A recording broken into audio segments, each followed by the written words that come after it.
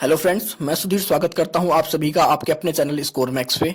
और आज हम डिस्कस करेंगे आपकी यूनिट 1 को, जिसका नाम है export import trade regulatory framework. तो जब भी हम एक्सपोर्ट इंपोर्ट करते हैं तो उससे रिलेटेड कुछ रेगुलेटरी फ्रेमवर्क होते हैं, कुछ रूल्स होते हैं, कुछ रेगुलेशंस होते हैं, तो उनके बारे में आज हम इस चैप्टर में स्टडी करेंगे। तो सबसे पहले हम देख लेते हैं कि एक्सपोर्ट और इंपोर्ट होता क्या है। तो जब भी आप अपनी कंट्री से किसी प्रोडक्ट को दूसरी कंट्री में सेल करते हैं, मतलब कोई प्रोडक्ट आपकी कंट्री के पोर्ट को छोड़कर किसी दूसरी कंट्री में जा रहा है, तो वो आपका एक्सपोर्ट कहलाता है। लेकिन अगर हम वहीं पर किसी दूसरी कंट्री से किसी प्रोडक्ट को अपनी कंट्री में इंपोर्ट करते हैं, दूसरी कंट्री से किसी प्रोडक्ट को परचेज करते हैं, तो वो हमारा कहलाता है इंपोर्ट। तो जब हम एक्सपोर्ट की बात करते हैं तो इसमें हमारे पास फॉरेन एक्सचेंज आता है दूसरी कंट्री से, क्योंकि हमने अपना प्रोडक्ट किसी दूसरी कंट्री को सेल्स किया होता है, तो उसके बदले में हमें कुछ ना कुछ पेमेंट मिलती है जो कि फॉरेन रिजर्व के रूप में होती है। लेकिन अभी हम बात करें इंपोर्ट की, तो जब हम इंपोर्ट करते हैं, दूसरी कंट्री से किसी प्रोडक्ट को परचेज कर रहे हैं, तो उस कंडीशन में हमें उस प्रोडक्ट के बदले दूसरी कंट्री को कुछ ना कुछ उसकी पेमेंट करनी होती है। तो जब हम एक्सपोर्ट करते हैं तो फॉरेन एक्सचेंज का इनफ्लो होता है हमारी कंट्री में फॉरेन एक्सचेंज आता है। लेकिन हम इंपोर्ट करते हैं जब, तो हमारी कंट्री से आउटफ्लो होता है फॉरेन एक्सचेंज का। तो हर कंट्री चाहती है कि वो ज्यादा से ज्यादा एक्सपोर्ट करे, ज्यादा से ज्यादा फॉरेन एक्सचेंज को अर्न करे। तो इन्हीं सब चीजों को मैनेज करने के लिए, बैलेंस करने के लिए आपकी एक पॉलिसी बनाई गई, एक फ्रेमवर्क बनाया गया, जिसे कि हम एक्सपोर्ट इंपोर्ट पॉलिसी कहते हैं। इसके अंदर कुछ आपकी गाइडलाइंस हैं, कुछ स्ट्रक्चर्स हैं रिलेटेड टू आपके एक्सपोर्ट और इंपोर्ट ऑफ गुड्स से। तो जब भी आप एक्सपोर्ट करें, आप इंपोर्ट करें, तो आपको इन पॉलिसीज को फॉलो करना होता है, जिसके थ्रू आप अपने बैलेंस ऑफ ट्रेड को, या कह सकते हैं बैलेंस ऑफ पेमेंट को, इजीली बैलेंस कर सकते हैं या इंप्रूव कर सकते हैं। और आपकी जो एग्जिम पॉलिसी होती है, हर साल ये 31 मार्च को मॉडिफाई की जाती है, इंप्रूव किया जाता है। और उसमें अगर कोई नया सेक्शन की नीड है तो वो भी इसमें जोड़ा जाता है, क्योंकि day by day, year by year हमारी कंडीशंस बदलती जा रही हैं, बिजनेस का तरीका बदलता जा रहा है। तो हर साल इसको 31 मार्च को देखा जाता है कि इसमें अगर किसी मॉडिफिकेशन की नीड हो, इंप्रूवमेंट की नीड हो, तो वो इसमें ऐड किया जाता है। और इस चीज को इफेक्टिवली अप्लाई कर दिया जाता है 1 अप्रैल से हर साल। तो आपने देखा कि आपके रेगुलेटरी फ्रेमवर्क जो होता है एक्सपोर्ट और इंपोर्ट का, उसको मैनेज करने के लिए आपकी एक पॉलिसी बनाई गई, एक्सपोर्ट इंपोर्ट पॉलिसी। ये आपकी हर साल 31 मार्च को मॉडिफाई की जाती है, इंप्रूव की जाती है। और उसको मॉडिफिकेशन और इंप्रूवमेंट के साथ 1 अप्रैल को हर ईयर या हर साल इफेक्टिवली अप्लाई कर दिया जाता है आपके ट्रेड में। तो नॉर्मली हमारे पास 4 एक्ट हैं जो हमारी हेल्प करते हैं हमारे एक्सपोर्ट और इंपोर्ट को रेगुलेट करने में।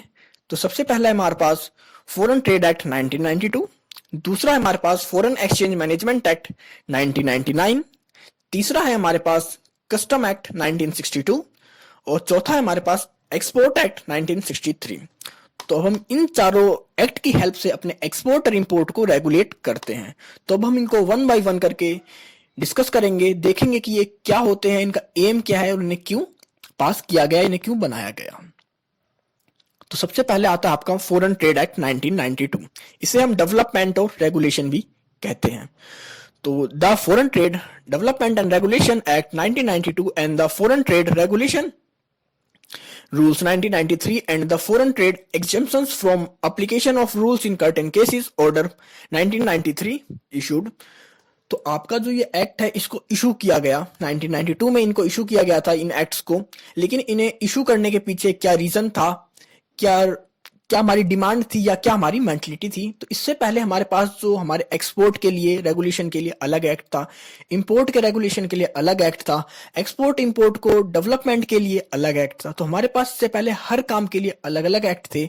तो अगर कोई एक्सपोर्ट करता है, इंपोर्ट करता है, तो उसको बहुत ज्यादा ही रूल्स रेगुलेशंस को फॉलो करना पड़ता था, बहुत ज्यादा कह सकते हैं डॉक्यूमेंटेशन वर्क हुआ करता। और जो हमारा एक्सपोर्ट इंपोर्ट का टाइम पीरियड था, जिसका प्रोसीजर था, बहुत लंबा हो जाया करता। तो उस चीज को कम करने के लिए, हमारे एक्सपोर्ट और इंपोर्ट को करने के लिए, उन्हें डेवलपमेंट असिस्टेंट प्रोवाइड करने के लिए, उन्हें अगर कोई प्रॉब्लम फेस करते हैं तो उसको इफेक्टिवली डील करने के लिए, सोल्व करने के लिए एक्ट 1992 को पास किया गया था, कि जिससे आप अपने एक्सपोर्ट इंपोर्ट के लिए अपनी कंट्री में डेवलपमेंट कर सको, उसके लिए इंफ्रास्ट्रक्चर को डेवलप करो, उसके लिए रेगुलेशंस को बनाओ, जिससे कि आपका एक्सपोर्ट एंड इंपोर्ट इफेक्टिवली किया जा सके। तो ये एक्ट आपको परमिशन देता है एक्सपोर्ट और इंपोर्ट की by granting importers exporters code number. तो जब भी आप एक्सपोर्ट या इंपोर्ट करना चाहते हैं तो आपको एक नंबर चाहिए होता है जिसको कहते हैं हम इंपोर्टर एक्सपोर्ट कोड नंबर। तो इस एक्ट के थ्रू हमें नंबर मिलता है और इस नंबर को लेने के बाद ही हम एक्सपोर्ट या इंपोर्ट कर सकते हैं। लेकिन इस नंबर को कैंसिल भी किया जा सकता है और सस्पेंड भी किया जा सकता है। लेकिन कुछ कंडीशंस है उन्हें सस्पेंड करने के लिए।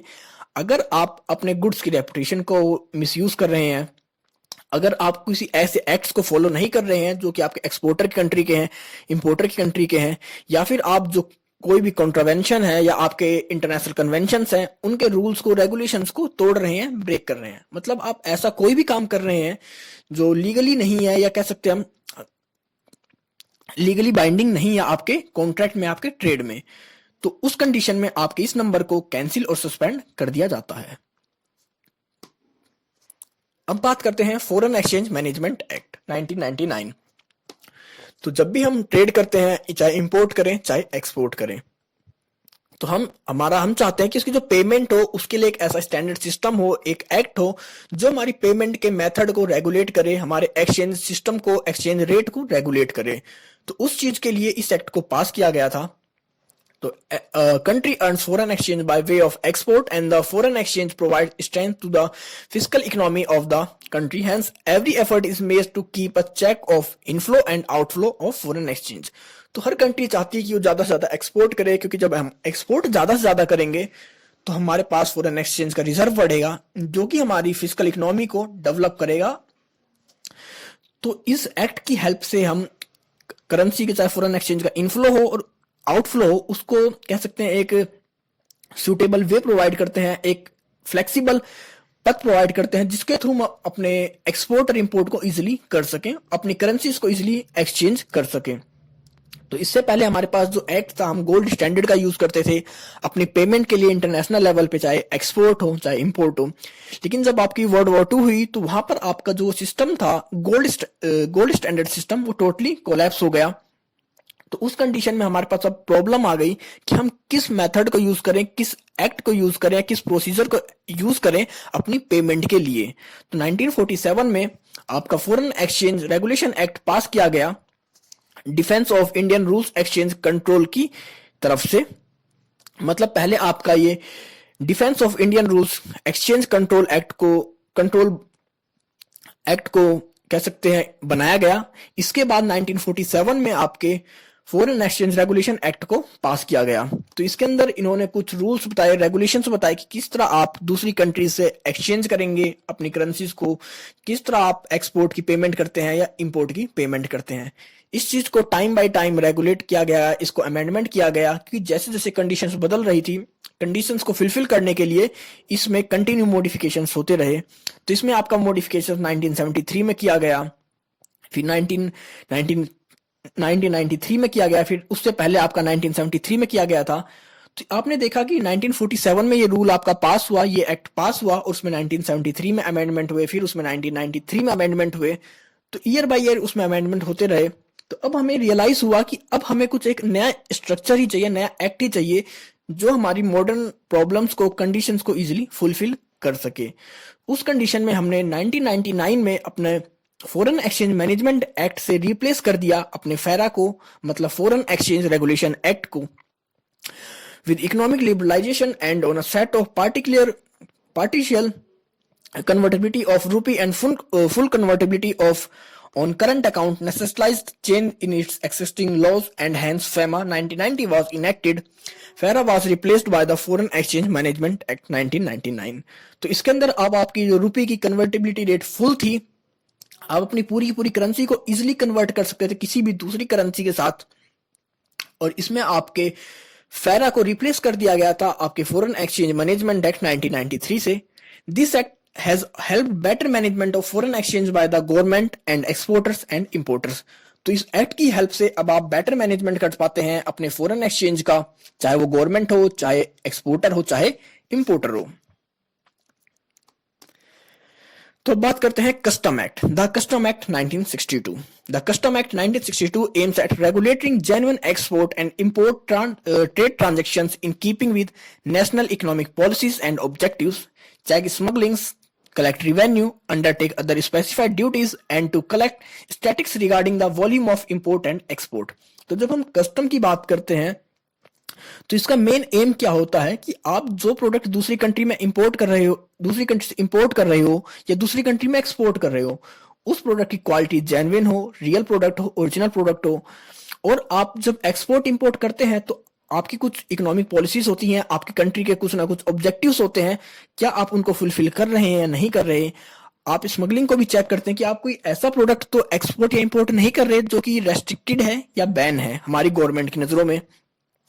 और हम कस्टम एक्ट का यूज करते हैं कलेक्ट रिवेन्यू के लिए, क्योंकि जब हम रिवेन्यू में कहां से मिलेगा, जब हम कोई प्रोडक्ट दूसरी कंट्री में सेल्स करेंगे या दूसरी कंट्री से किसी प्रोडक्ट को अपनी कंट्री में इंपोर्ट करेंगे, तो उन दोनों कंडीशन में आपको कस्टम ड्यूटी पे करनी पड़ती है, क्योंकि आप उस कंट्री के पोर्ट का यूज कर रहे हैं अपने प्रोडक्ट को एक कंट्री से दूसरी कंट्री में भेजने के लिए। और फिर इसमें आपको कह सकते हैं ड्यूटीज भी आपको मिलती है, वहां से भी रिवेन्यू आता है और आपको एक डाटा भी प्रोवाइड किया जाता है कस्टम एक्ट 1962 के थ्रू कि आपकी कंट्री कितने वॉल्यूम में एक्सपोर्ट कर रही है या इंपोर्ट कर रही है। तो नॉर्मली हम कह सकते हैं कि कस्टम एक्ट 1962 का जो मेन एम था आपके एक्सपोर्ट और इंपोर्ट के जेन्युइन प्रोडक्ट्स को रेगुलेट करना, आपकी स्मगलिंग को रोकना, आपको वहां रिवेन्यू कलेक्ट करना, इंफॉर्मेशन कलेक्ट करना कि आपकी कंट्री कितना एक्सपोर्ट कर रही है, कितना इंपोर्ट कर रही है और क्या वो एक्सपोर्ट और इंपोर्ट आपकी इकोनॉमिक पॉलिसीज के फेवर में है या नहीं है। तो दूसरी बात देखते हैं कि the custom act 1962 deals mainly with the leviable custom duties on every item of export and import. तो अगर हम नॉर्मली बात करें ये मेनली किस पे काम करता है, तो ये बात करता है कि आप जो हमारी रिवेन्यू आती है उस पे काम करता है, क्योंकि चाहे आप एक्सपोर्ट करो चाहे इंपोर्ट करो, वो कोई भी आइटम हो, कैसा भी आइटम हो, उसके ऊपर आपको कोई ना कोई ड्यूटी पे करनी पड़ेगी, चाहे वो ड्यूटी कम हो ज्यादा हो, क्योंकि मेन हमारी जो अर्निंग होती है, जो हमारी जीडीपी की अर्निंग है, इससे कह सकते हैं हमें बहुत बड़ा रेशो मिलता है अपनी जीडीपी की वैल्यू का। The custom act provides for standard documentations and declarations to be in case of each consignment passing through the custom port. तो कस्टम एक्ट आपको प्रोवाइड करता है स्टैंडर्ड डॉक्यूमेंटेशंस और डिक्लेरेशंस कि जब आप कोई भी प्रोडक्ट अपनी कंट्री से किसी दूसरी कंट्री के पोर्ट पे पास करते हैं तो उसके लिए आपको कुछ डॉक्यूमेंटेशंस वर्क करना होता है, कुछ डिक्लेरेशंस देनी होती है। इन चीजों को आपको कस्टम एक्ट ही प्रोवाइड करता है। बात करते हैं export act 1963 quality control and inspection. तो जब भी हम एक्सपोर्ट करते हैं तो हमारा प्रोडक्ट इंटरनेशनल मार्केट में तभी स्टे कर पाएगा जब हमारे प्रोडक्ट की जो क्वालिटी है वो अच्छी होगी। तो इस एक्ट के थ्रू हम उसी चीज को श्योर करते हैं कि हम जिस प्रोडक्ट को एक्सपोर्ट कर रहे हैं उसकी क्वालिटी इंटरनेशनल लेवल पे हो, इंटरनेशनल मेजरमेंट के हिसाब से हो, इंटरनेशनल स्टैंडर्ड के हिसाब से हो, क्योंकि जब हम इंटरनेशनल स्टैंडर्ड को यूज करेंगे अपने प्रोडक्ट की प्रोडक्शन में, मैन्युफैक्चर्स में, तभी हम लॉन्ग टाइम तक एक्सपोर्ट कर पाएंगे। The Export Act 1963 was enacted to ensure that the goods either being imported or exported must be a good quality, and the act established the Export Inspection Council EICO on January 1st, 1964 for verifying and certifying the quality of goods being exported and issued export worthiness certificate for each individual consignment as per the term of contract requirement of the importer and national interest. तो आपका जो export act है 1963 आपका ensure करता है आपकी goods की quality को, चाहे आप इंपोर्ट कर रहे हो या एक्सपोर्ट कर रहे हो। इसके लिए आपकी एक एक्सपोर्ट इंस्पेक्शन काउंसिल को भी बनाया गया है जो कि वेरीफाई करती है, आपको सर्टिफिकेट प्रोवाइड करती है आपकी गुड्स की क्वालिटी से रिलेटेड। क्योंकि जब आप किसी प्रोडक्ट को दूसरी कंट्री में एक्सपोर्ट करते हो या दूसरी कंट्री से इंपोर्ट करते हो तो उसके यूजर की, उसके इंपोर्टर की, एक्सपोर्टर की कोई रिक्वायरमेंट होती है, नेशनल इंटरेस्ट होता है, तो उसके हिसाब से हमने सर्टिफिकेट प्रोवाइड करते हैं उनके गुड्स का कि आपका प्रोडक्ट किस क्वालिटी का है। आप जो इंपोर्ट कर रहे हैं वेरीफाइंग है कि हाँ वो प्रोडक्ट उसी क्वालिटी में है या नहीं है। The act aims at improving the quality of goods and product standard, their packing and presentation so as to compete in the global market for continued growth of the level of export। तो इसमें हमने आपको पहले बताया था कि इसका main objective है, मेन एम है कि आपके प्रोडक्ट के क्वालिटी को इंप्रूव करना, उनके स्टैंडर्ड्स को बढ़ाना, उनकी पैकिंग और प्रेजेंटेशन को और डेवलप करना, जिससे कि वो ग्लोबल मार्केट में लॉन्ग टाइम तक एक्सपोर्ट कर सके। EICA act as advisory body of the government on matter of quality control and inspection and has established various export agencies which operates from all ports including the airports and dry inland ports. EIA issues the certificate with the quality as per the term of contract. EIA charges a small fee for certification which is borne by the exporter. तो अब आपका जो EIA है एक advisory body है आपके inspection और quality control के लिए इसे एस्टेब्लिश किया गया है और इसने बहुत सारे आपके एक्सपोर्ट एजेंसीज को एस्टेब्लिश किया है, कह सकते हैं बनाया है या उन्हें एस्टेब्लिश किया गया है कि वो आपके प्रोडक्ट की क्वालिटी को चेक कर सकें, इंस्पेक्शन कर सकें, उनकी क्वालिटी स्टैंडर्ड को वेरीफाई कर सकें कि आपके जो कॉन्ट्रैक्ट में जिस तरह की क्वालिटी मांगी गई है प्रोडक्ट की, क्या आपका प्रोडक्ट उसी क्वालिटी को फुलफिल करता है या नहीं करता। और आपके जो EIA होते हैं ये आपको एक्सपोर्ट इंस्पेक्शन एजेंसीज होती हैं, ये आपको एक सर्टिफिकेट प्रोवाइड करते हैं रिलेटेड टू आपकी जो प्रोडक्ट की क्वालिटी है, उसका जो स्टैंडर्ड है उससे रिलेटेड, और इसके लिए आपके एक्सपोर्टर को एक फी पे करनी पड़ती है इस सर्टिफिकेशन को लेने के लिए। आपका quality control of goods being exported is also necessary for payment, realisation and avoidance of future conflicts. और आपका जो ये सर्टिफिकेट होता है EIA सर्टिफिकेट, ये आपका आगे भी यूजफुल होता है कि जब आप किसी प्रोडक्ट को एक्सपोर्ट करते हैं तो उसकी पेमेंट में कई बार इश्यूज होते हैं, फ्यूचर कॉन्फ्लिक्ट्स आ जाते हैं कि वो कहते हैं कि आपकी क्वालिटी अच्छी नहीं थी या आपके प्रोडक्ट का इंस्पेक्शन नहीं हुआ था या हमें टूटा हुआ प्रोडक्ट मिला है। तो उस कंडीशन में आपके पास सर्टिफिकेट्स अवेलेबल होते हैं कि हमने इस क्वालिटी का प्रोडक्ट सेल किया है, एक्सपोर्ट किया है आपको। उस कंडीशन में आपके लिए काफी हेल्पफुल होते हैं, बेनिफिशियल होते हैं आपकी पेमेंट और रियलाइजेशन के टाइम पे। हम बात करते हैं कि objectives of foreign trade policy. तो हमने इन फॉरेन ट्रेड पॉलिसीज को क्यों बनाया, इनके ऑब्जेक्टिव क्या हैं। तो सबसे पहला है to enhance the level of export. तो सबसे पहले हम जो हमारा जो एक्सपोर्ट का लेवल था उसको बढ़ाने के लिए इन पॉलिसीज को बनाया गया। दूसरा है to improve the balance of payment. तो जब हम अपनी कंट्री को डेवलप करना चाहते हैं, हम एक्सपोर्ट ज्यादा से ज्यादा करना चाहते हैं, तो उस कंडीशन में हमारे पास जो बैलेंस ऑफ पेमेंट होगा उस चीज को भी हम इंप्रूव करना चाहेंगे, क्योंकि जितना हमारे पास बैलेंस ऑफ पेमेंट बढ़ेगा, इंप्रूव होएगा, उतनी हमारी कंट्री इकोनॉमिकली डेवलप होगी। नेक्स्ट है to improve the balance of trade. अब तीसरा है आपका बैलेंस ऑफ ट्रेड को भी इंप्रूव करने के लिए। नेक्स्ट है to enhance the reserve of foreign reserve, क्योंकि हमें फॉरेन रिजर्व की नीड होती है जब हम इंपोर्ट करते हैं, तो उस चीज को भी बढ़ाने के लिए इस पॉलिसी को बनाया गया।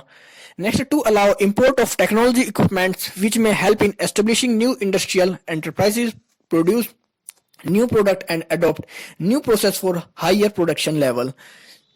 इसको इसलिए भी बनाया गया है, इसलिए भी इसे कह सकते हैं हम एस्टेब्लिश किया गया इस पॉलिसी को, कि जिसके थ्रू आप अगर कोई नया एंटरप्रेन्योर है, वो कोई प्रोडक्ट या कोई मशीनरी, रॉ मटेरियल इंपोर्ट करना चाहता है और उसके बाद वो उसी को कन्वर्ट करेगा गुड्स में और उसको एक्सपोर्ट करे। तो मतलब कह सकते हैं आपकी कंट्री में आपके इंडस्ट्रियल एंटरप्राइजेस को मोटिवेट करने के लिए, उन्हें बढ़ावा देने के लिए, वो इजिली मशीन्स को, टेक्नोलॉजी को इंपोर्ट कर पाए अपने प्रोडक्शन के लिए, जिससे कि वो नए प्रोडक्ट को डेवलप कर कर इजिली एक्सपोर्ट कर सके, उनका प्रोडक्शन लेवल बढ़ सके, उसके लिए भी इस पॉलिसी को बनाया गया।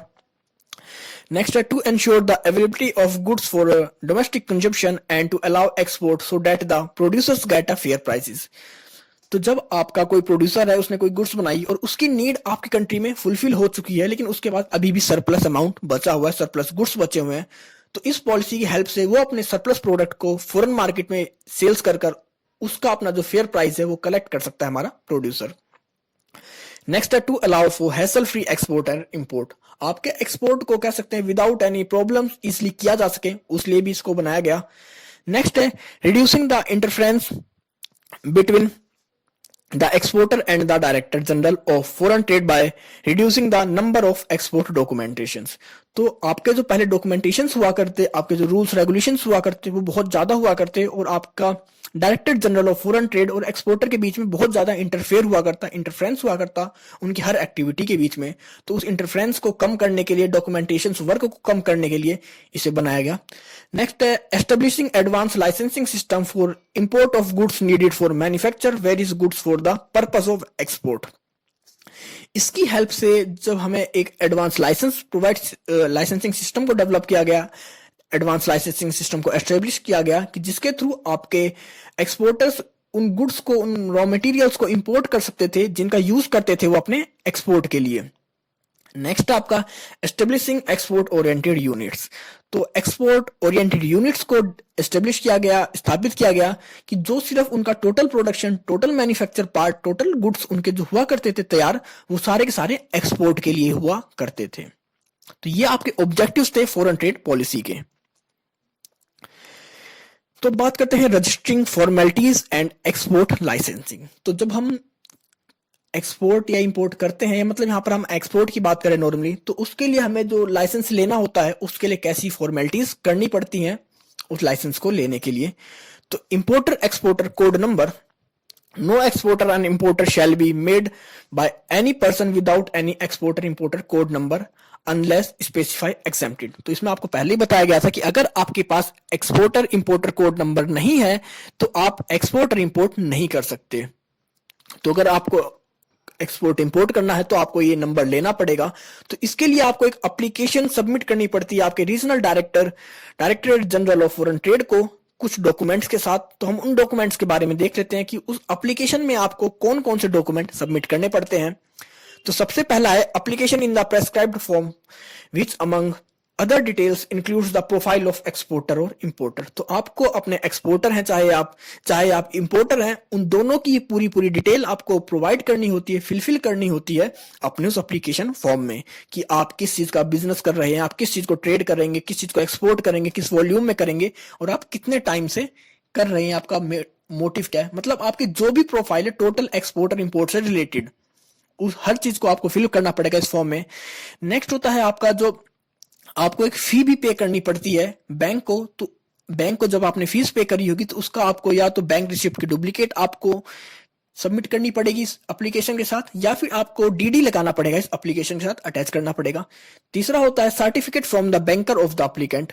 अब आपका जो बैंकर है वो भी आपको एक सर्टिफिकेट प्रोवाइड करेगा आपकी पेमेंट से रिलेटेड, कि मतलब जब भी आप एक्सपोर्ट करोगे, इंपोर्ट करोगे, तो आपकी जो पेमेंट होगी वो बैंक मीडियम से होगी, बैंक के थ्रू आपकी पेमेंट आएगी और जाएगी। तो उससे रिलेटेड आपका एक सर्टिफिकेट प्रोवाइड करता है आपका बैंकर। नेक्स्ट होता है बैंकर ही आपके पासपोर्ट साइज फोटोग्राफ्स को अटेस्ट कर आपको देगा, जिन्हें एक आपको अटैच करना होगा इस एप्लीकेशन के साथ, कि जिससे एक तरह से वो श्योरिटी दे देगा कि आप वही पर्सन है जिसका अकाउंट उसके बैंक में है। क्योंकि जब वो अटेस्ट करता है फोटो को तो एक तरह से उसने श्योरिटी दे दी, एक एश्योरेंस प्रोवाइड कर दी आपको। नेक्स्ट है अगर आप कोई एनआरआई हैं और तब आप इंडिया में आकर एक्सपोर्ट करना चाहते हैं, यहाँ पर कह सकते हैं कुछ भी अपने इन्वेस्टमेंट करना चाहते हैं, तो उस कंडीशन में आपको आरबीआई से अप्रूवल लेना पड़ेगा अपने इन्वेस्टमेंट के लिए, अपने एक्सपोर्ट के लिए। उसका आपको लेटर होना चाहिए आरबीआई अप्रूवल का। नेक्स्ट होता है declaration of applicants letter head about applicants non associated with the position of listed firm. आपको डिक्लेरेशन देनी पड़ेगी कि आप किसी भी ऐसी एसोसिएशन के साथ कनेक्टेड नहीं है जो कि लिस्टेड फर्म में कह सकते हैं पोजीशन है। नेक्स्ट है आपका copy of pan of the income tax, और आपका जो पैन नंबर होता है, परमानेंट अकाउंट नंबर होता है इनकम टैक्स का, आपको उसकी भी एक कॉपी देनी पड़ेगी। इन सभी डॉक्यूमेंट्स को लगाकर आपको एप्लीकेशन सबमिट करनी होती है आपके regional director general of foreign trade के ऑफिस में, और उसके बाद आपको ये इंपोर्टर एक्सपोर्टर कोड नंबर मिल जाता है। अब बात करते हैं रजिस्ट्रेशन कम मेंबरशिप फॉर्म। तो जब हमने इंपोर्टर एक्सपोर्टर कोड नंबर ले लिया तो उसके बाद हमें एक मेंबरशिप भी चाहिए होती है उस काम को करने के लिए। Any person applying for a licence, authorisation, certificate और परमिशन टू इंपोर्ट और एक्सपोर्ट और for any other benefits of the concession under the policy is required to furnish registration cum membership certificate RCMC. तो कोई भी person जो licence के लिए या ऑथराइजेशन के लिए, सर्टिफिकेट के लिए अप्लाई करता है एक्सपोर्टर इंपोर्ट को या किसी भी बेनिफिट्स के लिए इन पॉलिसीज के अंडर, तो उसे जरूरत होती है एक रजिस्ट्रेशन कम मेंबरशिप सर्टिफिकेट की। तो registration cum membership certificate is to be obtained from anywhere of the competent authority. आप किसी भी कॉम्पिटेंट अथॉरिटी से इसे ले सकते हैं, चाहे वो आपकी एक्सपोर्ट प्रमोशन काउंसिल हो, कमोडिटी बोर्ड हो, चाहे आपका एडमिनिस्ट्रेशन अथॉरिटी हो। तो यहां से आप उन चीजों को, इस मेंबरशिप फॉर्म को या इस मेंबरशिप को ले सकते हैं। अब बात करते हैं कि general provisions related regarding import and export. तो जब हम एक्सपोर्ट करते हैं, इंपोर्ट करते हैं, तो उससे रिलेटेड कुछ प्रावधान है हमारे पास कि उनको किस तरह किया जाना चाहिए या उनको किस मीडियम्स में किया जाएगा। तो सबसे पहला हमारे पास है export and import free unless unregulated. तो इसमें होता है कि आपका जो एक्सपोर्ट और इंपोर्ट है वो फ्रीली किया जाएगा, उसमें कोई रेस्ट्रिक्शंस नहीं होगी जब तक कि उस आप ऐसा प्रोडक्ट ना एक्सपोर्ट इंपोर्ट कर रहे हैं जिसके ऊपर कोई स्पेसिफिक रूल्स रेगुलेशंस या कह सकते हैं कि आपकी आईटीसी ने उसे बैन कर रखा हो, रेस्ट्रिक्टेड कर रखा हो। तो अगर आपका प्रोडक्ट रेस्ट्रिक्टेड नहीं है आईटीसी के थ्रू, तो आप अपने प्रोडक्ट के एक्सपोर्ट और इंपोर्ट को विदाउट एनी कह सकते हैं बैरियर इजिली एक दूसरी कंट्री में एक्सपोर्ट और इंपोर्ट कर सकते हैं। दूसरा होता है कंप्लायंस विद लॉ। इसके अंदर होता है कि आपको जो फॉरेन ट्रेड के 1992 के जितने भी रूल्स हैं रेगुलेशंस हैं उन सभी को आपको फुलफिल करना पड़ेगा, उनको फॉलो करना पड़ेगा और उनको आपको इजिली फुलफिल करना पड़ेगा अपने ट्रेड रेगुलेशंस के अंदर। और अगर आपने जो एक्सपोर्ट इंपोर्ट कर रहे हैं वो किसी कंट्री के या किसी स्पेसिफिक कह सकते हैं लॉ को और भी फॉलो करता है या उसके ऊपर कोई और फॉलो लॉ भी अप्लाई होता है तो आपको उस लॉ को भी फुलफिल करना होगा।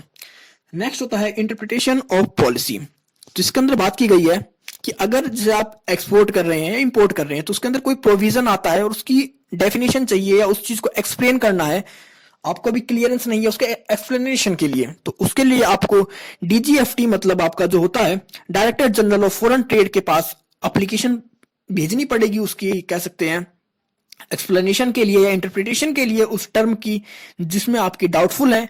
जो टर्म वो डिफाइन करेंगे आपके डीजीएफटी, उसी टर्म को आपको या उनका जो डिसीजन होगा उस टर्म से रिलेटेड उसी डिसीजन को आपको मानना पड़ेगा और उनका डिसीजन फाइनल होगा। नेक्स्ट आपका एग्जम्पशन फ्रॉम पॉलिसी प्रोसीड्यूर्स। तो अगर आप चाहते हैं कि आपके एक्सपोर्ट और इंपोर्ट में आपको कोई छूट दी जाए, आपको कोई रिबेट दी जाए, तो उसके लिए भी आप इसके अंदर अपने director general of foreign trade को एप्लीकेशन भेज सकते हैं, उनसे रिक्वेस्ट कर सकते हैं कि वो आपको कुछ छूट दे दें या कुछ रिबेट दे दें आपके एक्सपोर्ट और इंपोर्ट में। नेक्स्ट होता है आपका प्रिंसिपल ऑफ रेस्ट्रिक्शंस। तो इसके अंदर होता है कि अगर आप जो आपका director general of foreign trade होता है वो ऐसे कोई भी स्टेप्स कोई भी मेजर्स ले सकता है जो कि किसी कंट्री के रिसोर्सेज को सिक्योर करें, वहां की कॉपीराइट्स को सिक्योर करने के लिए हो सकता है, वहां की प्रैक्टिसेस को सिक्योर करने के लिए, पब्लिक हेल्थ को सिक्योर करने के लिए, पेटेंट राइट को, ट्रेडमार्क को, इंटरेस्ट ऑफ ह्यूमन एनिमल, मतलब वो अपनी कंट्री के या दूसरी कंट्री ह्यूमंस को, एनिमल्स को, इन्वायरमेंट को, कॉपीराइट्स को, ट्रेडमार्क्स को, इनमें से किसी भी चीज को कह सकते हैं एक कंजर्वेशन देने के लिए कोई भी एक्ट पास कर सकता है, कोई भी रूल्स बना सकता है, कोई भी स्टेप्स उठा सकता है इसके अंदर। फिर नेक्स्ट आता है आपका ट्रेड विथ नेबरिंग कंट्रीज। तो इसके अंदर होता है कि डीजीएसपी आपका एफटी होता है, तो मतलब director general of foreign trade वो ऐसे निर्देश या कह सकते हैं ऐसी रूल्स रेगुलेशंस बना सकता है जिससे कि वो अपने नेबरिंग कंट्री के साथ इजिली एक्सपोर्ट इंपोर्ट को कर सके, उनको बढ़ावा दे सके और उनके साथ अपने इकोनॉमिक रिलेशंस को अच्छा कर सके। नेक्स्ट आपका ट्रेड विथ रशिया अंडर डेप्ट रिपेमेंट एग्रीमेंट। तो इसके अंदर क्या होता है कि जब आप रशिया के साथ पेमेंट करते हैं, रशिया के साथ कोई भी ट्रेड करते हैं, तो उसके लिए आपको जो पेमेंट होती है डेप्ट रिपेमेंट एग्रीमेंट, तो उसके लिए आपका जो director general of foreign trade होता है टाइम टाइम पे उसे अपडेट करता रहता है अपने स्कीम्स को, अपने शेड्यूल्स को, अपने तरीके को, क्योंकि रशिया के साथ हमारा कुछ ज्यादा ही एक्सपोर्ट इंपोर्ट होता है, या हमारे जो कह सकते हैं कि जो पहले से भी अगर हम बात करें आज के 10 साल या 20 साल पहले से, तो हमारा रशिया के साथ एक अलग ही इकोनॉमिक रिलेशन है, एक अलग ही पॉलिटिकल रिलेशन उनके साथ बन रखा है, तो उस चीज को फुलफिल करने के लिए ये बनाया गया है। तो नेक्स्ट होता है ट्रांजिट फैसिलिटी। तो ट्रांजिट फैसिलिटी की जब हम बात करते हैं, इसमें जब आप माल को किसी भी दूसरी कंट्री से होकर निकालना है, मतलब एक्सपोर्ट कर रहे हैं, आपका प्रोडक्ट किसी दूसरी कंट्री से आपकी कंट्री में आ रहा है, या आपका प्रोडक्ट आपकी कंट्री से किसी दूसरी कंट्री में जा रहा है, तो उस कंट्री में आप दो कंट्रीज के ट्रांजिट क्या ट्रांसपोर्ट का यूज करते हैं, तो वहां पर जो आपके ट्रांजिट क्या कह सकते हैं ट्रांसपोर्ट का रूल्स रेगुलेशंस होंगे वो दोनों कंट्रीज की कह सकते हैं पॉलिसीज के ऊपर डिपेंड करेंगे कि उन दोनों कंट्रीज की कौन सी पॉलिसीज हैं, कौन से साइंस कर रखे हैं उन्होंने, अपने एग्रीमेंट्स हैं जिसके ऊपर जो रूल्स अप्लाई होंगे वहां पर उनकी ट्रांजिट फैसिलिटी के लिए। नेक्स्ट होता है execution of bank guarantee legal undertaking. तो जब आपका जो एक्सपोर्ट है वो अच्छा है, आपका स्कोर अच्छा है, तो कई बार आपको जो कस्टम ड्यूटीज होती है ना, अदर ड्यूटीज होती है, आपको बिना पे करे ही अपने गुड्स को दूसरी कंट्री में एक्सपोर्ट कर सकते हैं। इसके लिए आपकी बैंक गारंटी या आपके जो बैंक होता है वो एक अंडरटेकिंग प्रोवाइड कर देता है लेकिन इस चीज के लिए आपको कुछ रूल्स रेगुलेशंस को फुलफिल करना पड़ता है, कुछ कंडीशंस को फुलफिल करना पड़ता है।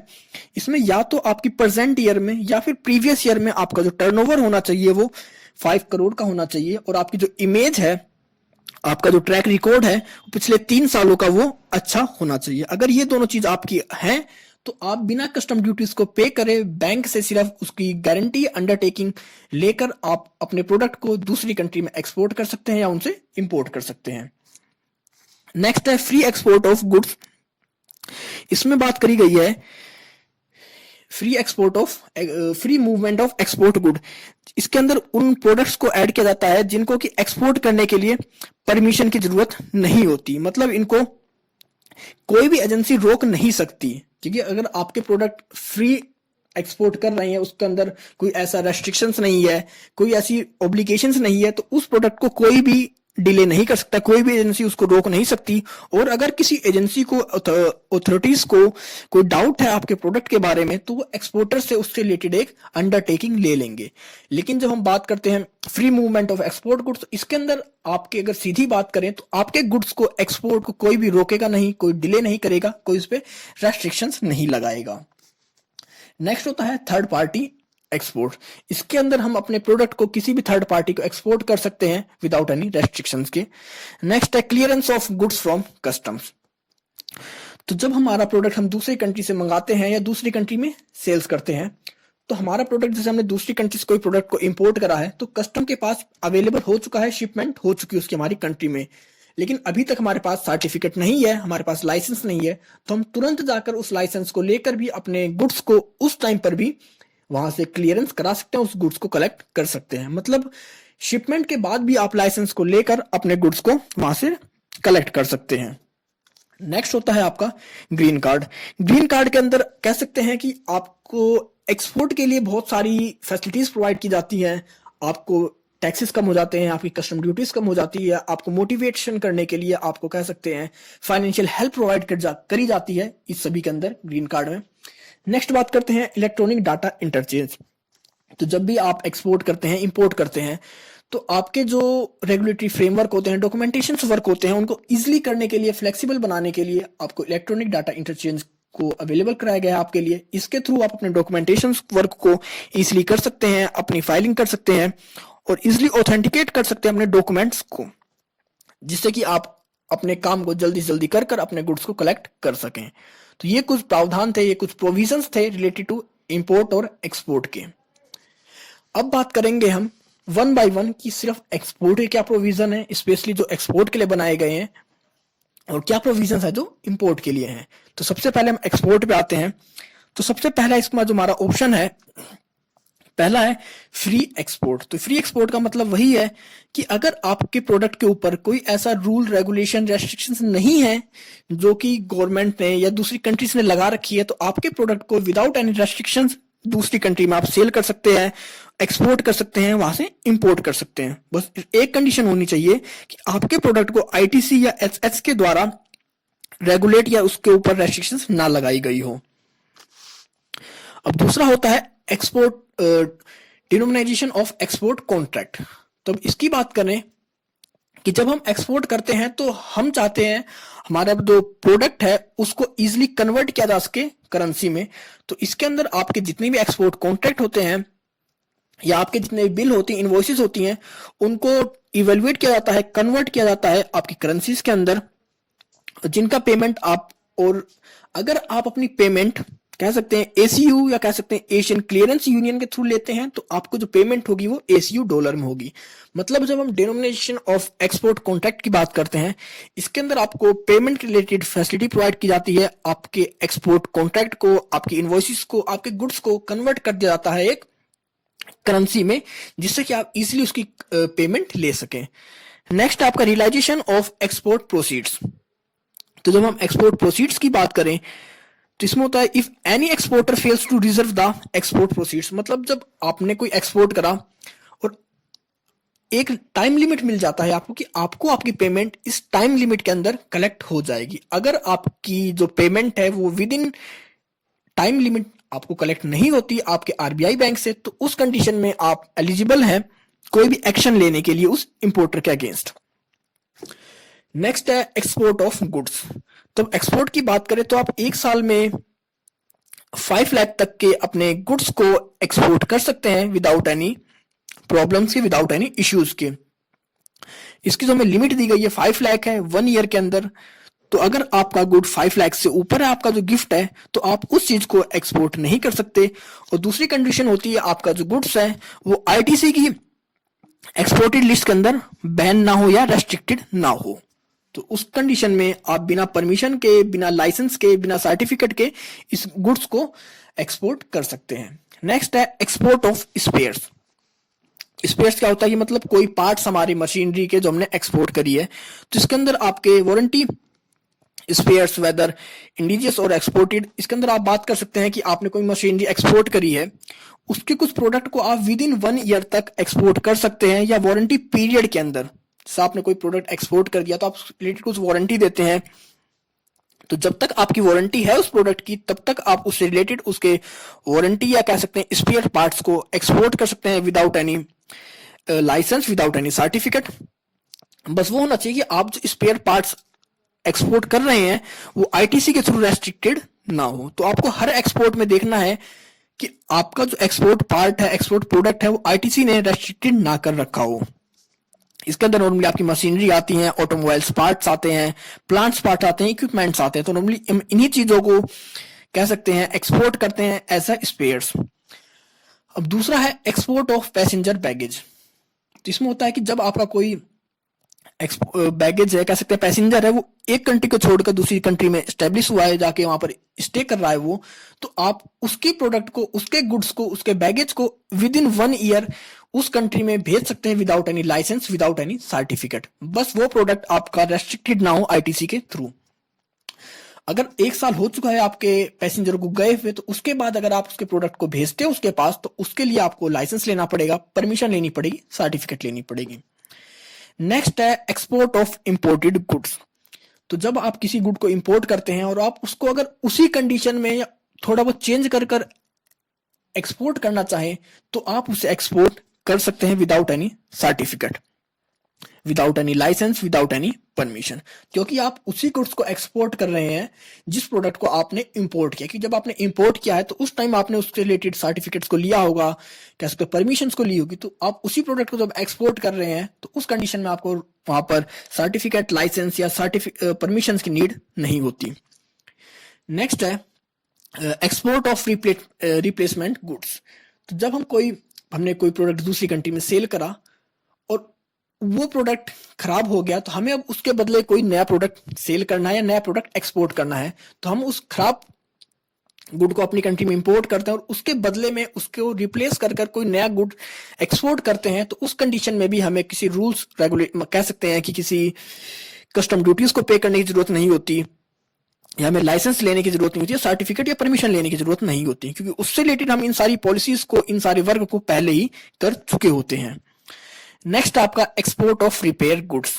तो जब हमने कोई प्रोडक्ट एक्सपोर्ट किया, वो डैमेज हो गया या वहां पर पहुंचा नहीं या प्रॉपर वर्क नहीं करता, तो उस प्रोडक्ट को हम इंपोर्ट करते हैं और फिर से उस प्रोडक्ट को रिपेयर कर कर दूसरी कंट्री में एक्सपोर्ट करते हैं। तो उस कंडीशन में भी हमें किसी तरह के कस्टम ड्यूटीज को पे करने की जरूरत नहीं होती, ना ही हमें क्लियरेंस लेने की जरूरत होती है कस्टम से, ना ही हमें लाइसेंस चाहिए, ना ही कोई परमिशन चाहिए, क्योंकि इन सब चीजों के लिए हम पहले ही अप्रूवल ले चुके होते हैं कि इन चीजों को हम रिप्लेसमेंट के बदले एक्सपोर्ट कर रहे हैं, रिपेयर के बदले एक्सपोर्ट कर रहे हैं। तो बात करते हैं private bonded house warehouse. तो प्राइवेट बॉन्डेड वेयर हाउस आपके जो होते हैं कि ये अगर आप सिर्फ एक्सपोर्ट कर रहे हैं अपने लिए, मतलब आप टोटल वर्क सिर्फ एक्सपोर्ट करते हैं अपने प्रोडक्शन का, आपकी यूनिट्स का, अपनी गुड्स का, तो आप उस कंडीशन में अपने वेयर हाउस को एस्टेब्लिश कर सकते हैं। और इस कंडीशन में आपके जो वेयर हाउस होंगे और आप जो कह सकते हैं दूसरे एक्सपोर्टर से, अपनी कंट्री के जो मैन्युफैक्चरर से, उनसे कोई प्रोडक्ट आप परचेज करोगे एक्सपोर्ट के लिए, तो वो प्रोडक्ट आपका एक्सपोर्ट माना जाएगा या डीम्ड एक्सपोर्ट माना जाएगा, क्योंकि आपने जो प्रोडक्ट परचेज किया है अपनी कंट्री के मैन्युफैक्चरर से, उन्हें कुछ पेमेंट पर, क्योंकि आप उस प्रोडक्ट को सीधी सी बात है एक्सपोर्ट कर रहे हैं, तो उस प्रोडक्ट को वहां पर एक्सपोर्ट माना जाएगा उस वेयर हाउस को related. These warehouses shall be eligible to procure the foods from domestic manufacturer without payment of duty foods, sorry यहाँ पर गुड्स आएगा, procure the goods from domestic manufacturers,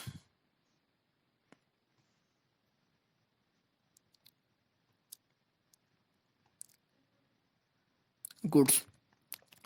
इसके लिए आपको कोई पेमेंट या ड्यूटीज नहीं देनी होती उस वेयर हाउस तक अपने प्रोडक्ट को पहुंचाने के लिए। Such supplies to private warehouses shall be deemed as a physical export. तो वही बात हमने कही थी कि इन एक्सपोर्ट को जो हमारे मैन्युफैक्चरर्स उस वेयर हाउस में प्रोडक्ट को डिलीवर कर रहे हैं, सेंड कर रहे हैं या सेल कर रहे हैं, तो उन चीजों को यहां माना जाएगा हमारा डीम्ड एक्सपोर्ट। अब डीम्ड एक्सपोर्ट के बारे में देख लेते हैं कि वो प्रोडक्ट जो हमारी कंट्री को ना छोड़े, मतलब प्रोडक्ट हमारी कंट्री के अंदर ही है, उस प्रोडक्ट का मैन्युफैक्चर हमारी कंट्री में हुआ है और उस प्रोडक्ट की हमें पेमेंट मिल जाए, चाहे वो इंडियन करेंसी में हो या फॉरेन करेंसी में हो, वो हमारे डीम्ड एक्सपोर्ट में आते हैं। इसके अंदर कुछ को इंक्लूड किया गया है, तो उनके बारे में देख लेते हैं। तो सबसे पहले है supply of goods against advance licence. अगर आपने एडवांस लाइसेंस ले रखा है, मतलब आप प्रोडक्ट को एक्सपोर्ट करोगे लेकिन आपने एक्सपोर्ट करने से पहले एडवांस लाइसेंस ले लिया और उस टाइम पर आपके पास कोई सप्लाई हुई गुड्स की, तो वो आपकी डीम्ड एक्सपोर्ट मानी जाएगी, क्योंकि इन फ्यूचर आपके पास जो सप्लाई गुड्स हुए हैं उनको आप एक्सपोर्ट करोगे। दूसरा है goods supply to unit located in export oriented area.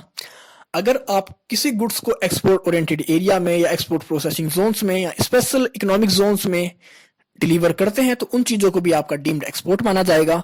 तीसरा है supply of goods to holders of licence under export promotion capital schemes.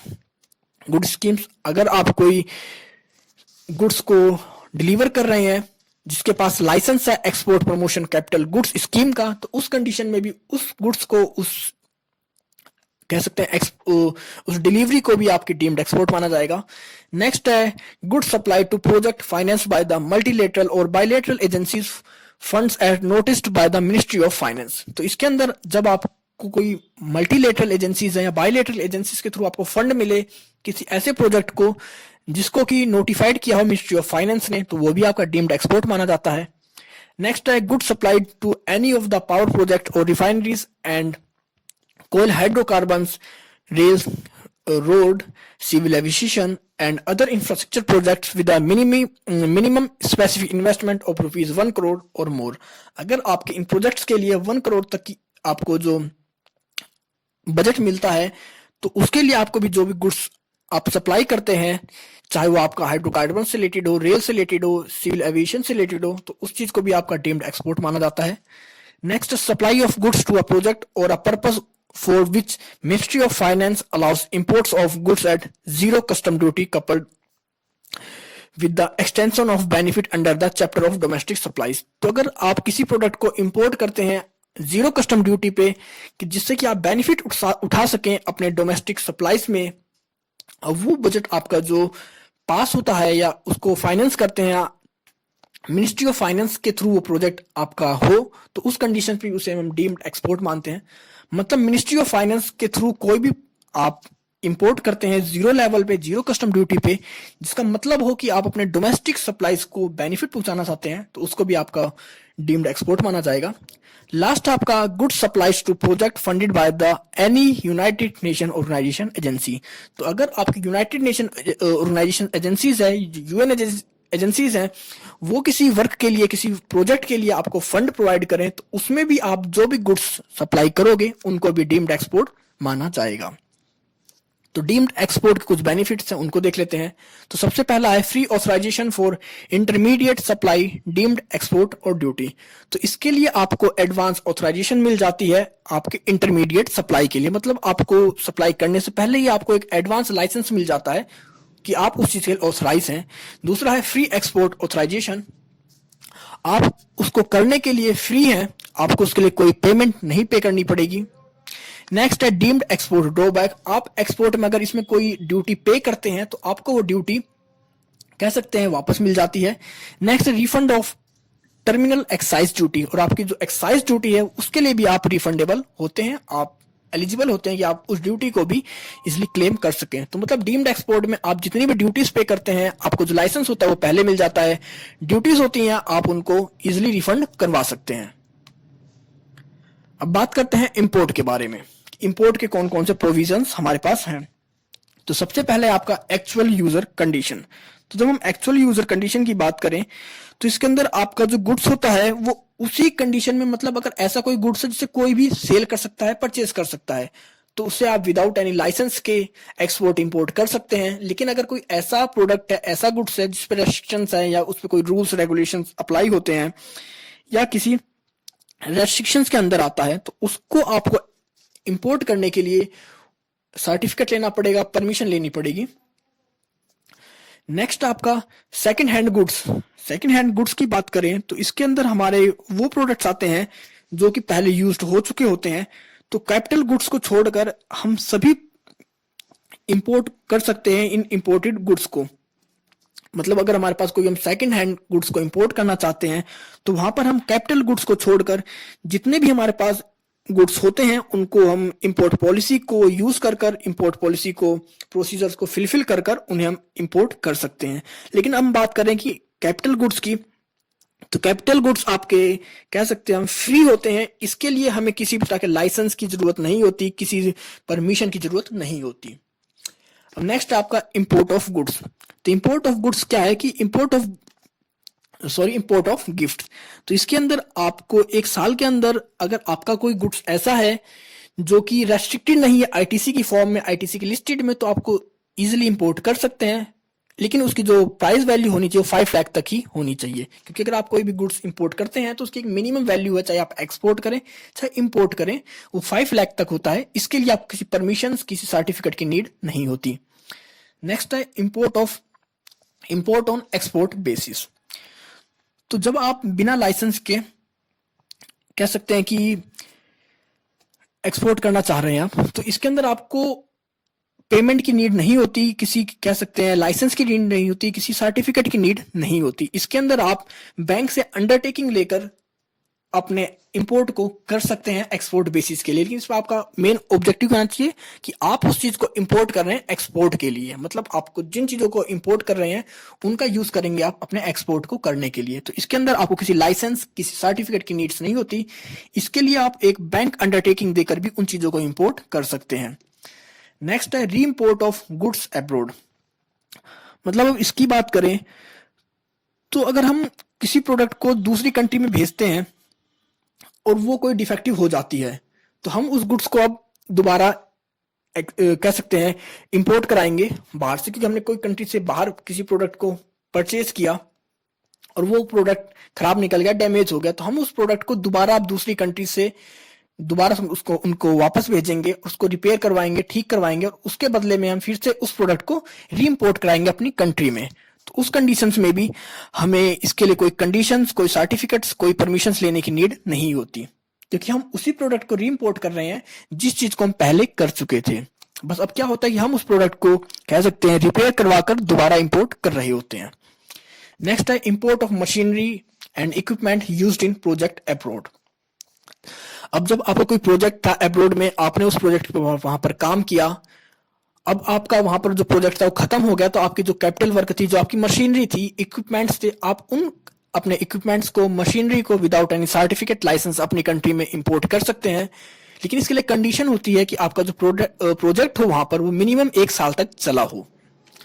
Next है सेल्स ऑन हाई सीज। तो इसके अंदर कहा गया है कि आप समुद्र के बीच में भी या समुद्र के साथ भी आप अपने प्रोडक्ट्स को इंपोर्ट कर सकते हैं, कह सकते हैं सीज को मीडियम यूज करके। मतलब आप अब जरूरी नहीं है कि इनलैंड पर ही अपने हर प्रोडक्ट को इंपोर्ट करें या सेल्स करें, आप समुद्र के अंदर भी अपने प्रोडक्ट्स को सेल्स कर सकते हैं, इंपोर्ट कर सकते हैं। नेक्स्ट है इंपोर्ट अंडर लीज फाइनेंसिंग। तो अगर आप किसी फाइनेंसिंग के थ्रू या लीज के थ्रू किसी प्रोडक्ट को इंपोर्ट कर रहे हैं अपनी कंट्री में, तो उस कंडीशन में आपको किसी भी लाइसेंसिंग की या सर्टिफिकेट की नीड नहीं होती। अगर आप लीज फाइनेंसिंग के थ्रू किसी प्रोडक्ट को इंपोर्ट कर रहे हैं तो आप without any certificate, without any approval, without any application उस चीज को इजिली इंपोर्ट कर सकते हैं। तो बात करते हैं export promotion capital goods scheme. तो आपकी जो export promotion capital goods scheme है, नॉर्मली ये क्यों बनाई गई है कि आपके इंपोर्ट को इजिली करने के लिए ये आपके किस तरह क्या कर रहे हैं कि आपका एक्सपोर्ट ज्यादा से ज्यादा हो, क्योंकि जब आपका एक्सपोर्ट ज्यादा होगा तभी आप ज्यादा इंपोर्ट कर पाओगे, आपके पास फॉरेन एक्सचेंज अवेलेबल होगा।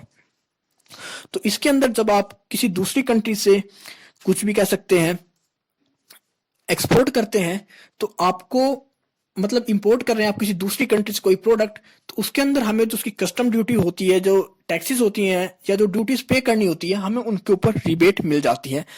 आप अज्यूम कर सकते हैं कि आपने कोई प्रोडक्ट 100 रुपीज का था, आपने अपनी कंट्री में इंपोर्ट करा और उसके ऊपर आपको 10% ड्यूटी देनी थी। मतलब 10% कितना होगा इसका, 10% होगा 10 रुपीज। लेकिन आपने इस स्कीम का यूज करा तो आपके जो 10 रुपीज आपको कस्टम ड्यूटी देनी थी वो आपको नहीं देनी पड़ेगी, लेकिन इसके बदले अब आपने जितनी कस्टम ड्यूटी बचाई है अपनी, इसको 6 टाइम्स आपको एक्सपोर्ट करना होगा विद इन 6 ईयर के अंदर। मतलब आपने 10 रुपए की एक्सपोर्ट ड्यूटी बचाई थी यहाँ पर इंपोर्ट ड्यूटी, तो 10 को अगर 6 से करेंगे तो आपकी 60 बन जाता है। तो अब आपको 6 साल के अंदर 60 रुपीज का एक्सपोर्ट करना होगा अपनी कंट्री से। इस कंडीशन में आपको ये स्कीम का बेनिफिट मिलता है। और अगर आप उसका 6 टाइम को एक्सपोर्ट नहीं कर पाए तो फिर आपको उस कंडीशन में आपने जितना कस्टम टैक्स बचाया था, कस्टम ड्यूटी बचाई थी, आपको उसी अमाउंट को इंटरेस्ट के साथ पे करना पड़ता है। अब बात करते हैं ड्यूटी एग्जम्पशन या रेमिशन स्कीम। तो इसके अंदर आपको जब आप एक्सपोर्ट करते हैं, इंपोर्ट करते हैं, तो उससे रिलेटेड आपको ड्यूटी में मतलब जो पेमेंट होती है उससे आपको फ्री कर दिया जाता है। क्योंकि जैसे हमने पीछे बात करी, आपकी export promotion capital goods scheme थी जो, वो भी आपको यही चीज प्रोवाइड कर रही थी कि आप जब इंपोर्ट करोगे गुड्स का, आपको वहां पर कस्टम ड्यूटी नहीं देनी पड़ेगी। लेकिन यहाँ पर ये थोड़ा उससे वास्ट है, उससे बड़े लेवल पे काम करती है, आपको ज्यादा फीचर्स प्रोवाइड करती है आपके स्कीम के अंदर। तो इसके अंदर नॉर्मली 2 तरह से हमारे स्कीम का बेनिफिट उठाते हैं कि एक होता है एडवांस ऑथराइजेशन स्कीम, दूसरा है ड्यूटी फ्री इंपोर्ट ऑथराइजेशन। तो पहले में कि आप अगर कुछ का प्रोडक्ट का इंपोर्ट कर रहे हैं तो वहां पर आपको उसकी कस्टम ड्यूटी फ्री हो जाते हैं आप, और उस चीज के लिए आपको एक एडवांस ऑथराइजेशन मिल जाता है, लाइसेंस मिल जाता है कि आप उस प्रोडक्ट को इजिली अपनी कंट्री में इंपोर्ट कर सकें। और अब आपको वहां पर कस्टम ड्यूटी भी पे नहीं करनी है। लेकिन आप जब उस प्रोडक्ट को एक्सपोर्ट करोगे दूसरी कंट्री में, तो कम से कम आपको उस प्रोडक्ट का 10% वैल्यू एडिशन करना होगा, क्योंकि आपका प्रोडक्ट जितना महंगा बिकेगा दूसरी कंट्रीज में, उतना ही आपकी कंट्रीज के पास, आपकी गवर्नमेंट के पास फॉरेन रिजर्व आएगा। और जो इसका सर्टिफिकेट की वैलिडिटी होती है ये 12 मंथ की होती है। आप इस सर्टिफिकेट को ट्रांसफर भी कर सकते हैं। आपने कोई प्रोडक्ट दूसरी कंट्री से इंपोर्ट किया, आपको एक कह सकते हैं कि अमाउंट मिल गया कि आप अब आपके पास 10 लाख या 20 लाख या 1 करोड़ तक आपने कस्टम ड्यूटी बचाई है, तो अब आप इस ड्यूटी के बदले अपने प्रोडक्ट को 10% एडिशन पे वहां पर सेल कर दीजिए उसी प्रोडक्ट को। तो हो सकता है उसने सिर्फ 10 प्रोडक्ट को सेल करा, अब उसके पास 10 प्रोडक्ट और बच गए, वो नहीं सेल करना चाहता, तो 10 प्रोडक्ट किसी और के थ्रू एक्सपोर्ट करवा देगा अपने इस स्कीम के लिए। इसकी जो वैलिडिटी पीरियड होती है वो 12 मंथ की होती है। अब दूसरी होती है ड्यूटी फ्री इंपोर्ट ऑथराइजेशन। तो इसके अंदर भी आपकी कस्टम ड्यूटी फ्री होती है, आपको एडवांस ऑथराइजेशन मिल जाता है, उसके साथ आपको कुछ और बेनिफिट्स होते हैं। लेकिन इस ड्यूटी को, इस स्कीम को, आप इस सर्टिफिकेट को आप ट्रांसफर नहीं कर सकते। अगर आपने इस स्कीम को यूज किया है तो आपको ही उस चीज से रिलेटेड अपना एक्सपोर्ट करना होगा। और इस सर्टिफिकेट की जो वैल्यू होती है वो 12 महीने की होती है। और इसके अंदर आप अपना जो प्रोडक्ट एक्सपोर्ट करोगे, मिनिमम आपके जो प्रोडक्ट की वैल्यू होती है 20% एडिशन होना चाहिए आपकी इंपोर्ट की वैल्यू के साथ। तो ये थी हमारी ड्यूटी एग्जम्पशन रेमिशन स्कीम। नेक्स्ट बात करते हैं ड्यूटी एंटाइटलमेंट पासबुक स्कीम। तो इसके अंदर जब आप एक्सपोर्ट करते हैं, इंपोर्ट करते हैं, तो आपको हर बार अपना जो कह सकते हैं कस्टम ड्यूटी पे नहीं करनी होती। तो इस कंडीशन में जब आप किसी प्रोडक्ट को एक्सपोर्ट करते हैं तो आपको एक कह सकते हैं वैल्यू पे करनी, एक क्रेडिट मिल जाता है अपने एक्सपोर्ट के लिए। उस क्रेडिट का यूज कर सकते हैं हम अपने इंपोर्ट में। और इसकी जो वैलिडिटी होती है सर्टिफिकेट की या उस क्रेडिट की 12 मंथ की होती है। तो इसे मोटिवेट करते हैं कि आप जितना एक्सपोर्ट करोगे उतना आपको क्रेडिट मिलेगा, और उसी के हिसाब से आप ज्यादा से ज्यादा इंपोर्ट कर पाओगे अपने उस रॉ मटेरियल्स के लिए, उसके मैन्युफैक्चरर्स के लिए। लास्ट पॉइंट है हमारा importability of goods by EOU, SEZ, ESTP, STP, BTP units. तो इन सभी के नाम देख लेते हैं। सबसे पहला एक्सपोर्ट ओरिएंटेड यूनिट्स, फिर है स्पेशल इकोनॉमिक जोन्स, नेक्स्ट है economic electronic hardware technology parks, next है सॉफ्टवेयर टेक्नोलॉजी पार्क्स, लास्ट है बायोटेक्नोलॉजी पार्क। तो जितने भी यूनिट्स हैं इनका मेन ऑब्जेक्टिव होता है आपके एक्सपोर्ट को बढ़ाना। इनका जो अगर हम पहले की बात करें तो ये सिर्फ एक्सपोर्ट के लिए बनाई गई है। दूसरी की बात करें तो ये सिर्फ एक जोन डिक्लेयर करते हैं, एक रीजन डिक्लेयर करते हैं कि वो सिर्फ एक स्पेसिफिक प्रोडक्ट को ही डेवलप करेंगे। नेक्स्ट है इलेक्ट्रॉनिक हार्डवेयर टेक्नोलॉजी पार्क, ये टेक्नोलॉजी के ऊपर काम करते हैं। नेक्स्ट है सॉफ्टवेयर के ऊपर, और फिर आपका बायोटेक्नोलॉजी। तो इन यूनिट्स को जब हम डेवलप करते हैं, एस्टेब्लिश करते हैं, तो इसके लिए आपको कस्टम ड्यूटीज की और एडिशनल पेमेंट्स की नीड नहीं होती दूसरी कंट्रीज में एक्सपोर्ट के लिए। जब आप इनका यूज करेंगे, इनको बनाते हैं, इनको रिकॉग्नाइज किया जाता है, एस्टेब्लिश किया जाता है, जिसमें हम विदाउट किसी पेमेंट को पे करें अपने प्रोडक्ट को दूसरी कंट्री में इजीली एक्सपोर्ट कर सकते हैं। इन सभी पॉइंट्स के बारे में हम अपनी आने वाली यूनिट्स में एक्सप्लेन में पढ़ेंगे। तो गाइस ये चैप्टर आपका खत्म होता है। आई होप आपको इसमें सब कुछ समझ में आ गया होगा। अगर आप कोई इशू है, कोई डाउट है, तो आप कमेंट सेक्शन में कमेंट करके हमसे पूछ सकते हैं, या मुझसे मेरे इंस्टाग्राम अकाउंट पर भी मुझसे कनेक्ट हो सकते हैं। तो मिलते हैं जल्दी एक नई वीडियो के साथ। तब तक के लिए take care, goodbye friends.